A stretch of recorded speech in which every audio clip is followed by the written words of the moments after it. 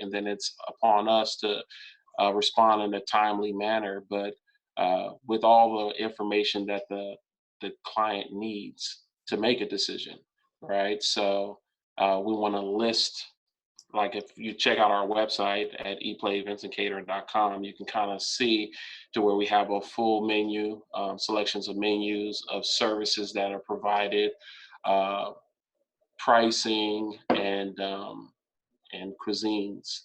That gives a client a little bit more information to make a decision upon. Definitely. And I noticed that on your social media, on your Instagram in particular, every day you've announced, the menu items that you have. Chef AK will go on there. How did you decide between you and Chef AK who would be the voice of your brand? We're kind of both the voice.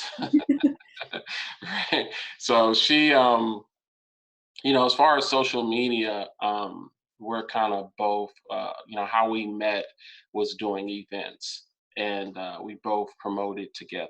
That's how we met. So social media, um, we both engage in social media posting. She's more. We recently came up with a plan for Chef AK's pull-up spot, right, to where she'll post a video, right, and then I'll post the cuisine, right. Then I figure that kind of covers two bases, right? You have a visual of the chef saying, "Hey, this is what we have today," um, and then here's a picture of the actual cuisine, right? Yeah. So the decision is, of social media, of who posts what is upon both of us. That's great. It's good to know that some people you don't have to have one voice. A lot of times, what I find that a lot of people, especially with co-founders, um, that it's really nice to have anybody who's running the business kind of show their face and upkeep with what they're doing every day. People can connect better this way if they can see who they're getting their business from. Right, right. And but primarily though, I do most of the marketing. Like you've been to our holiday tasting menu. So we have other resources that we send out, like our email listing, with constant contact or through other email sources. I want to mention that too. That's very important as far as marketing. And in the transition of like Chef AK's pull-up spot for Eat Play Events and Catering, we want to we normally let vendors market for us, and then we market a certain amount through social media or our email campaigning. But when the switch from like catering to restaurant has been more primarily social media marketing, Mhm. uh, and then email marketing. So I normally handle 80% of that, but Chef AK does add a little bit to it too. No, that's great. So you did just speak about having a marketing plan. And the best way to do this is to have a really good customer list. So our next topic that we're going to be going over is how do you create an engaging online and in-person experience? Nowadays, good food is not good enough. Mhm. People are expecting a good experience as well as convenience, making sure that you are able to see all of your information on a mobile phone at any hour of the day, um, and see all of your reviews, see your menus, like you said, your store hours, how they can place an order. Um, how have you created your online experience for your customers to engage them in placing an order with you? Yeah, I think it starts with our website, right? Like our website is more, uh, it's more family oriented, right? Like it's not commercial. You see pictures of like some of the events that we put together, like the holiday tasting menu. You see Chef AK and myself on there, um, and then the cuisine, right? Like it's really, you know, in the food world, it's all about food, you know, and like what kind of food the client really wants. So Yeah, I think in starting with the website and then branching off towards social media, email marketing, kind of gets our brand out there to all sources, vendors, um, potential client, and building up that list has been, through dealing with client per client on a client per client basis, right? Um, Vendors help with that. Then you already have your own personal clients that you deal with from time to time. Yeah. Um, you also um, can target market towards a certain group of businesses because we deal with more B2B clients than actual personal clients. So you can target towards businesses your product, right? So I think in starting with the website and then doing targeted marketing towards businesses is our primary marketing plan for getting clients. Yeah, that's great. And it's nice that you have multiple places where you can touch your customers, because people who have ordered from your website are going to be your previous customer base. But you also want to reach out to your prospect customers, people that might order from you in the future, and get them familiar with who you are. Do you have any tips on how you have built your follower base on your social media pages like IG and Facebook? Yeah, it's posting food, right? Posting events, posting venues, posting anything that we think that looks in the realm of um, what our trade is, right? So venues, servers, food, um, to give those personal experiences that we've dealt with to share with everybody. Um, Right. so yeah, I'm sorry. Go ahead, Pam. I remember seeing on your page you have a video of things you've done in the past that is another way that you can share what you've done with your services. Right. And, like we've done so many things. Like I said, we started off doing pop-ups, right? To where we featured local chefs. That was the whole thing of building up to Knife Fight Gauntlet is to premiere those local chefs, the diversity in the restaurant industry of chefs and businesses and food, right? That's the same kind of marketing idea, I'm sorry, that I have with our business is to brand our personal food. Like, what is our cuisine, soulfully Latin, right? And probably on our website, yeah, I think we have 5 different tabs of food of food options. So it's the website is primarily more 50-60% food. um, so to answer your question of building a social media following is, constantly leaving posts of like what we do and sharing them with potential uh, clients. We also, when I deliver food, we have like tents per each entree, and I always leave a following tent of, to follow our website. Um, from there, they can follow us on Pinterest and Instagram and Facebook. Social media platforms. That's great. And another way to engage with them is, once you have already made those posts online, is responding to the post and the things that people are saying to you. How quickly do you typically respond to both your messages and comments, as well as any emails that you receive? Yeah, I usually have my phone in my hand all the time. So if I'm awake, it's probably, within 20 minutes, 15, 20 minutes, probably sooner than that, like 5 minutes or something like that. But the only reason why I wouldn't respond, uh, within an hour would probably be because someone left a comment while I was sleeping or something like that. We typically try to respond as soon as possible because we know that engaging with people's comments will lead towards more open conversations, and then lead to probably a sale. So we typically try to answer those as soon as possible. Yeah. One of the things I want to mention too is the constant contact of you saying like, how do we build more social awareness, right? Is that mostly every client that we deal with is through an email basis, and then we capture those emails, and then when we send out more information through an email campaign, then it kind of keeps those previous clients that we have the email with, in the loop. Yep. Mhm. Yeah, definitely.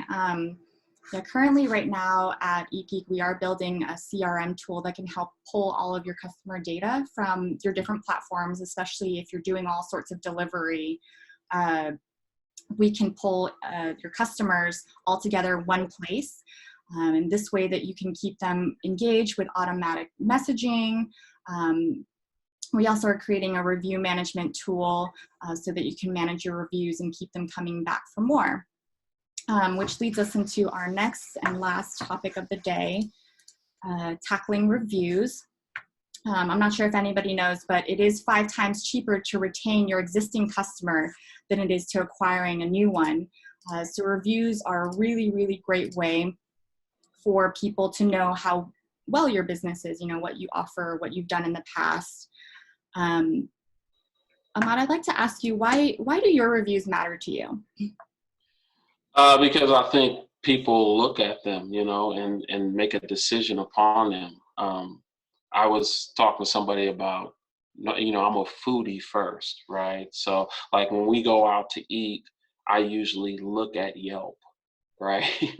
It's not the deciding factor, but it just gives a little bit more insight, the reviews on Yelp of like, the experience that other people have had, right? And I think it's the same thing for us too, is when people look at our reviews, um, they think like, oh, well, this is something that, I already like the menu option. This is something that everyone else likes. So I think I'll try it. Right. So that's my idea of reviews of like, I think people want to uh, look at other people's reviews and kind of correlate their own experience with it.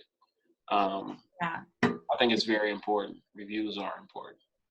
They definitely are, a way in which somebody can trust, start building that trust between you and the customer, even before they even touch you. Reviews are a great way that people can see, again, how well you've done in the past, so that helps them make their decisions for their events. That's right. That's right. And I've had situations to where like I think like mostly all of our review platforms are like 4.5 to 4.9, something like that. With some platforms that have like over like 80 something reviews. You take, most of the reviews are has helped us. I would say it's helped us tremendously too as growing. You know, um, One in particular platform has helped us grow, mountains. I would say, from being and I'll just put out a number from starting off maybe doing something like 100K a year to 2019 doing 400,000 a year. Like they've had a big impact. This one review platform had a big impact on us getting to that point. Um, and it was all reviews. That's Yeah. wonderful. Mhm. So how do you go about asking for these reviews from your customers?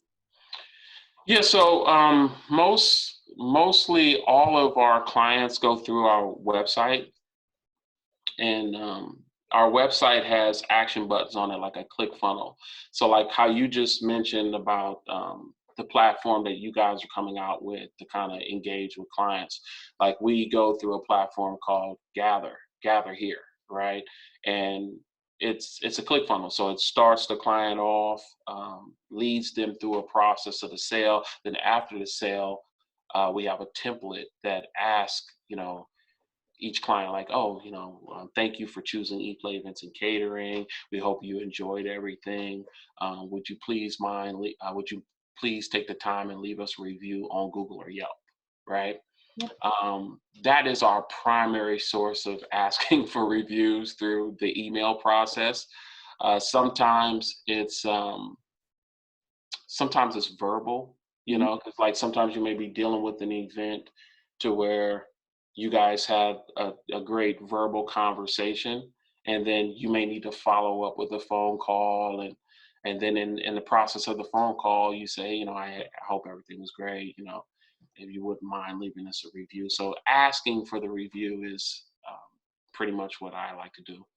Yeah, Um, it's a good way to connect, with your customers, and get feedback right away about, what you're doing well. Um, and, sometimes what you're not doing well. And we find that, sometimes feedback, while it's really hard to listen to, especially if it's negative, it helps you develop a plan that you can meet and exceed your customers' expectations for future. So what is the best advice you've ever received from anybody, how to respond to these negative reviews? for negative reviews, I haven't had a lot. I think I've had like one negative review, and it was a review that was necessarily on a vendor and not necessarily on us. Well, I would say on in a work order from a vendor, but Mhm. not necessarily on like what the food was. But I would think in handling any negative reviews, I mean, you try to. I come from before I engaged in food, I was doing sales, right? So I come from a background of, the customer is always right? So then in that sense, you try to figure out a way to resolve the issue, Mhm. right? If there's a negative review, I usually try to reach out to the client and see if we can offer something like and it depends on what the review is, right? Like how negative the review is. It depends on like how you're going to respond to it. If it's a review to where like, you want to retain your client, then, I would think trying to communicate with them and try to see if you can maybe offer, first, sorry that this situation happened, offer that, then try to offer some kind of compensation or accommodation is what I'm try to offer some kind of accommodation to whatever the negative review is. Yeah. Uh, in most cases, sometimes like someone is late, right? Right. Um, in most situations where like there's late, then there's a discount to Mhm. their event, or and we're rarely ever late. I'm just giving an example, right? But like if someone were late or something like that, then um, usually what I've learned from a lot of vendors is they have like late fees. So like we've kind of incorporated that into our own business practices. If it were like a negative food review, Mhm. I haven't had a I haven't had a negative food review, but I could imagine it would still fall along in the trying to be accommodating as possible, right? Um, I'm sorry to hear that. Like, why don't, maybe there'd be some compensation for the actual price of like what they ordered. Yeah. Um, so I'm pretty easygoing. I kind of think that like it's how I handle business is like Mhm. how I handle like my personal life. So I'm kind of an easygoing guy, and I try to communicate as best as possible. So I think that in business would be the same way, and that's how I've handled. Um, Reviews in general, whether they're good or bad, is to be, to acknowledge what someone has to say, Mhm. and then see if I can be as accommodating as possible afterwards. No, that's great. Yeah, especially with reviews, it's always hard if it's not your fault to begin with. But I think what people just want is to be heard. Uh, Hmm. I love that you take the time personally to even sometimes reach out to these people, uh, because it shows that you care. And being able to know that will keep people coming back for more, even if they've at first left you, not so great review. You get the opportunity to kind of like make it up to them. Right. And even if it's not your fault, it's definitely someone's experience, right? Yep. So in the situation that I just mentioned where like uh, a vendor, client is responding to a vendor's, the order was between the client and the vendor, and we're just bringing the food, right? I never would respond in a way of like, hey, well, this is between you two, right? That it doesn't matter whose fault it is. It matters, like, how can it get resolved, right? And listening to what the client has to say. So I like to figure out problems, and in business it's no different. So if I ever had a negative review, I think I would handle it in a situation of where, like, to try to be, I think most business people want to be as accommodating as possible, you know, and whether that's financially or, um, you know, verbally. It's like most people want to hear, like, what do you think about what's happened, right? And they want to hear it, maybe a little bit of empathy is like what they need to hear. So that's what I would handle. I don't think we've had like one review with the vendor, but I've never had to handle a serious negative review, fortunately, right now. So. No, I mean, even in my experience, when, if we were late or something, we always try really hard to handle it with the emphasis in listening to the customer, and making sure that they're heard and that we understand the issues that they have run into, and what we're gonna do to try to fix it and make it better for them. Right. But yeah, I mean, especially right now when everybody has their downtime, it's a really good time to go back to your loyal customers, your current customer list, and ask them to leave you new reviews if they already haven't already. While everyone's just kind of sitting down right now, they have that extra moment to be able to help you and send a positive message to you as well during these times. Yeah. I actually had two, like, last week, and it was like an event from 2 or 3 weeks ago. I had to call the client about something else, and then in the midst of our conversation, I asked them for a review. Since it was such a great experience for them. So yeah, you can, like, it would be a great thing to ask for reviews right now while everyone's at home, um, given the particular situation with a client, I would say.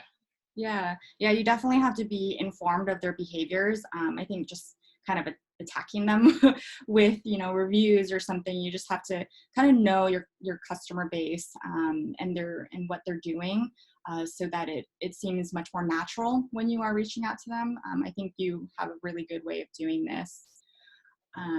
So yeah, just to keep interest of everyone's time, I wanted to just recap a little bit before we leave today, some of the things that we've learned in today's session. We learned why it is important to create an online presence for your business. Now more than ever, customers are learning to find your businesses from the comforts of their own home. So using their laptops and their mobile phones is a really big way that they are making their buying decisions at this time. So as long as you have all of your important business data up to date, they'll be able to find you. And then we went over how Ahmad has created an engaging online experience. Again, making sure that you have a social media presence to let people know exactly what you're offering to them, the services that you're offering, as well as, just your hours and when you're open, things like that. And then the last thing we went over was reviews, how to ask for them, and handling any negative feedback. Yeah, so right now, most if not all restaurants are using online delivery apps. You can use those platforms to build your customer list and keeping in touch with them in these times.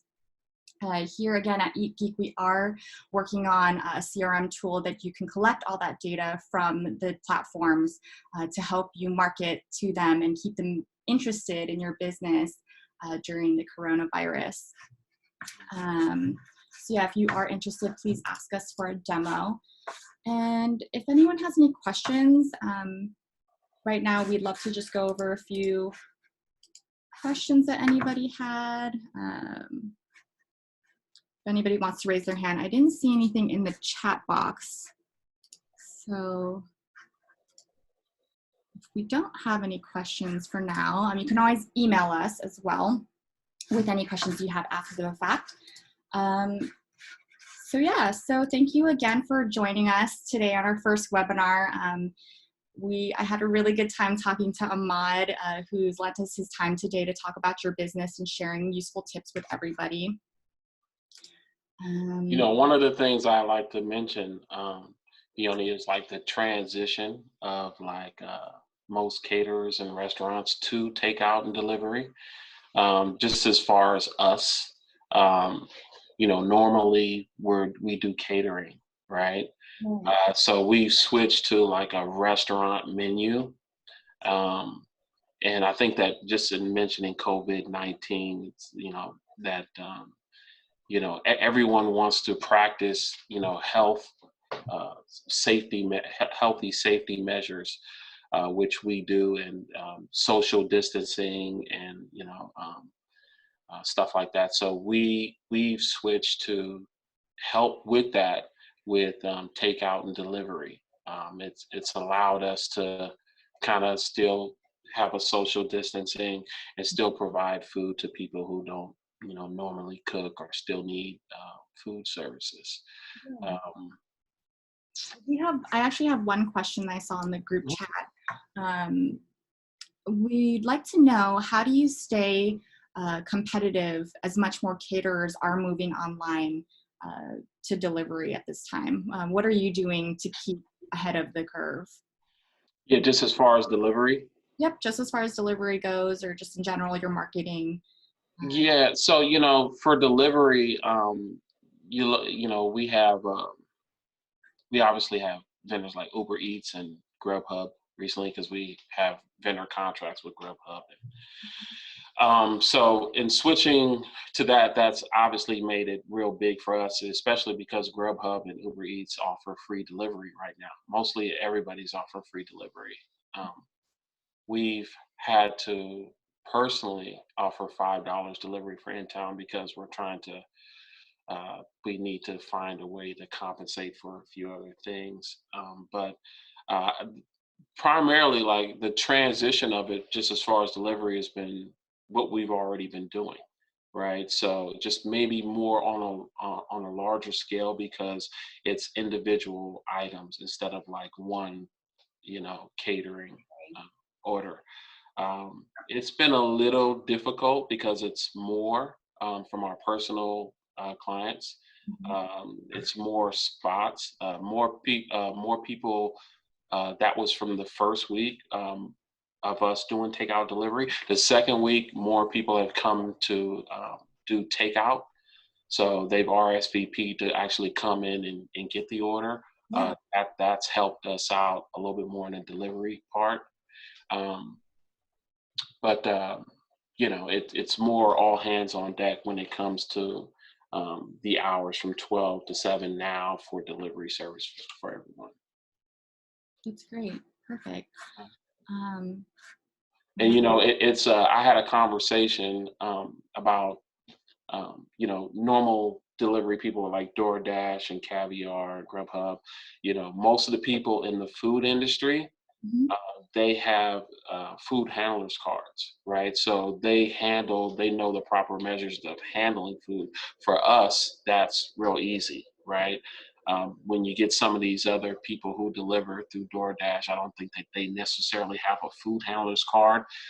So in certain things where people say, hey, you know, can you leave it on the ground or can you leave it, you know, here, it's like, you know, that's kind of hard for people who are, and especially like the time that we're in right now, where, you know, you don't want to leave it on food on surfaces where people have to touch other parts of services and then they have to wash their hands constantly. So I think for us, everyone has a serve safe card, right? And then delivering posting that and delivering that, that brings a little bit more ease to clients to say, hey, you know, they're handling it the proper way. Yep, putting in another reason to trust you, you know, getting food from you versus, you know, any other way. Right, right. Great. Cheryl also wants to say this is great information. Thanks for the insight. Oh, thank you, Cheryl. So if anyone else has any questions specifically for Ahmad, his email is available, as well as feel free to join him on his Instagram page and his Facebook. Again, they'll be updating all of their menu offerings and service hours in which, you know, things are going to be changing pretty much hour to hour, day to day. So Right. ways to keep, you know, tabs with them on social media platforms. It's probably the fastest way. And then emailing will be, you know, the second way to reach somebody. You can also reach us at Eatgeek.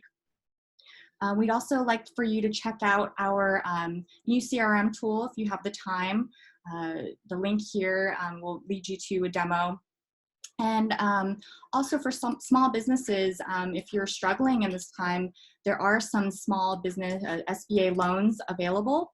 We provided this link here for you to get some resources on being able to get those loans for your business. If you have more questions about that, please feel free to reach out to us. We'll also be plugging this in our recap that I'll send out after the session is over. So again, thank you so much, Ahmad. I really, really had a pleasure talking to you. You know, being able to connect with you even virtually. It's nice to be able to see another human being at this time. Well, thank you guys for having me. Appreciate it. Great. Thank you so much, everybody.